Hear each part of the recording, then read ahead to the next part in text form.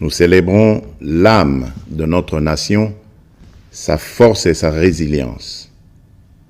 C'est une célébration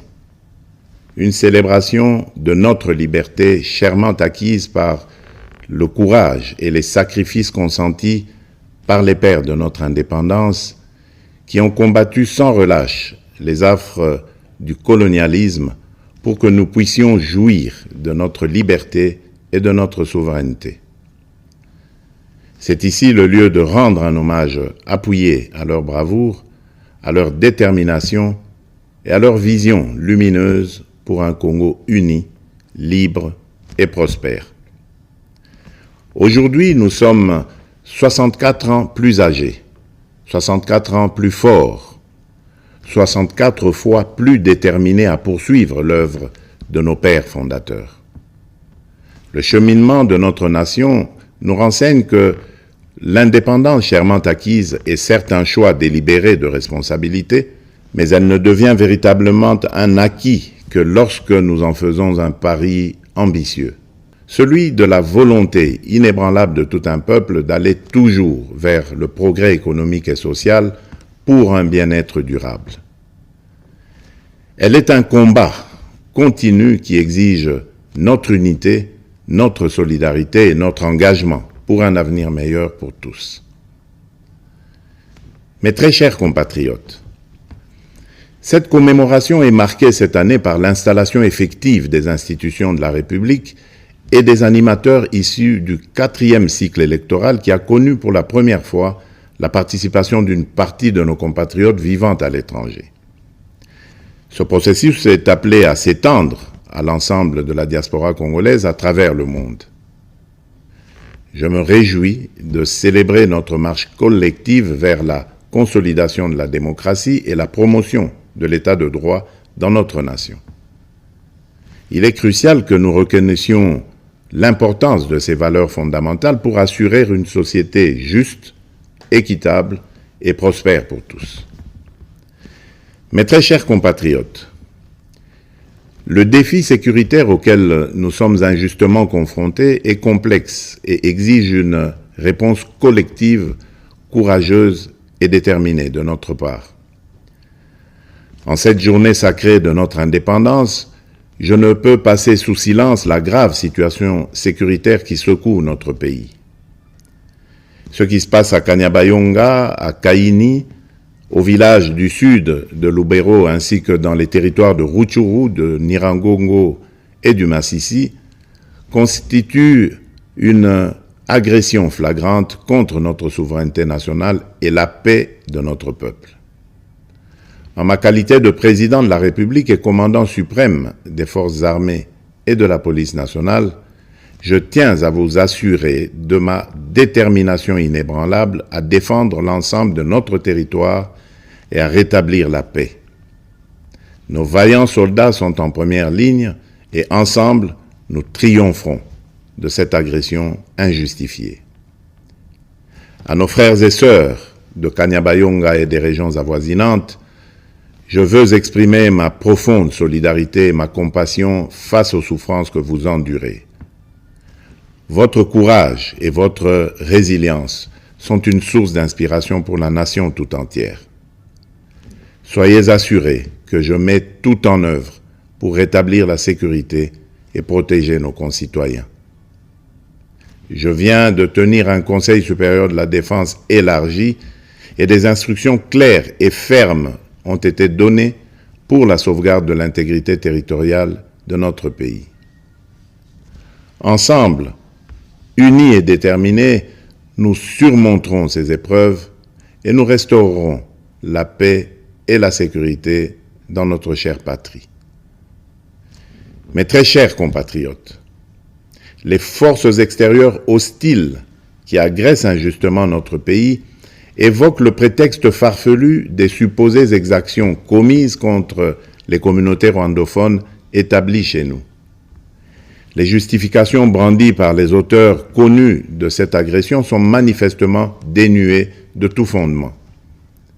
Je tiens à rappeler fermement que la République démocratique du Congo, fidèle à son hospitalité légendaire respectueuse des principes humanitaires et de ses obligations internationales, a toujours, depuis son accession à l'indépendance, accueilli par vagues de réfugiés venant des pays voisins. À titre d'exemple, la République démocratique du Congo a offert son hospitalité notamment aux communautés angolaises, burundaises et centrafricaines en raison de nombreux et violents conflits qui avaient secoué leur pays en son temps. Ces dernières ont toujours vécu en harmonie avec les 450 communautés autochtones et locales. La question des réfugiés est une préoccupation majeure pour notre gouvernement et nous la traitons avec sérieux, méticulosité et compassion. Cependant, le refus persistant de notre voisin de coopérer pleinement sur des questions essentielles, telles que convenues avec le Haut Commissariat des Nations Unies pour les réfugiés, complique la résolution de cette crise humanitaire.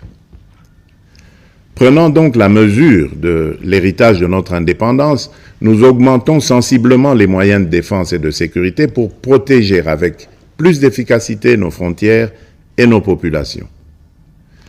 C'est pourquoi j'ai instruit le nouveau gouvernement de la République d'investir prioritairement dans le renforcement des capacités de l'État à sécuriser le territoire et la population, avec un budget cumulé sur les 5 ans représentant 20% du budget annuel, essentiellement destiné à poursuivre des actions de la montée en puissance de nos forces de défense et de sécurité. Honneur et courage aux vaillants soldats et combattants qui défendent loyalement la patrie au péril de leur vie. La nation ne vous oubliera pas.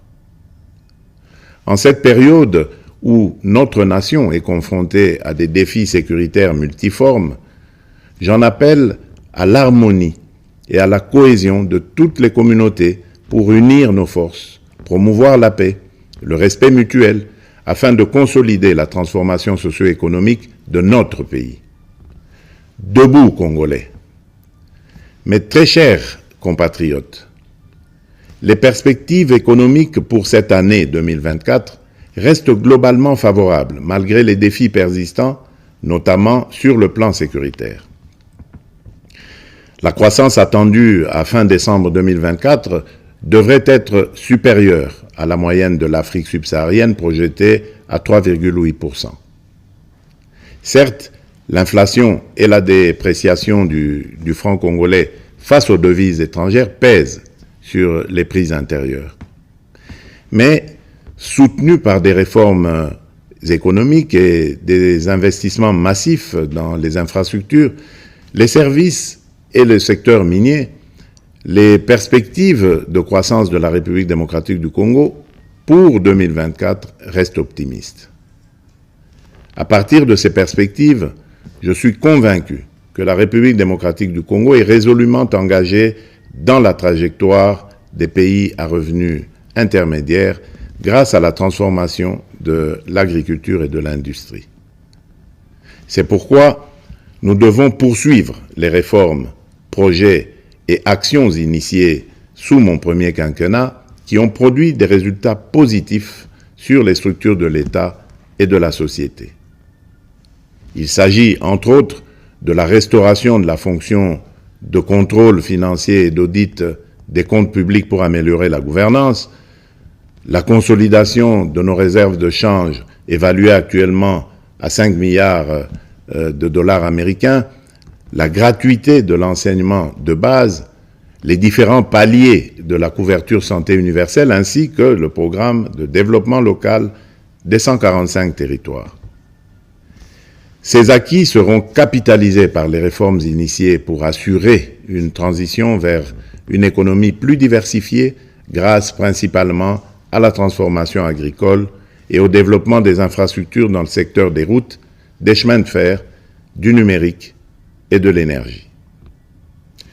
Dans ce sens, j'ai instruit le gouvernement d'accélérer dès cette année 2024 le déclenchement de la deuxième phase de ce vaste programme minerai contre infrastructure qui va contribuer à la promotion du marché intérieur et à la création d'emplois. Pour illustration, Ce programme d'infrastructure permettra de relier le sud et le nord du pays. Cela va non seulement consolider notre réseau national de transport multimodal, mais aussi améliorer sensiblement la qualité de la communication à l'intérieur du pays.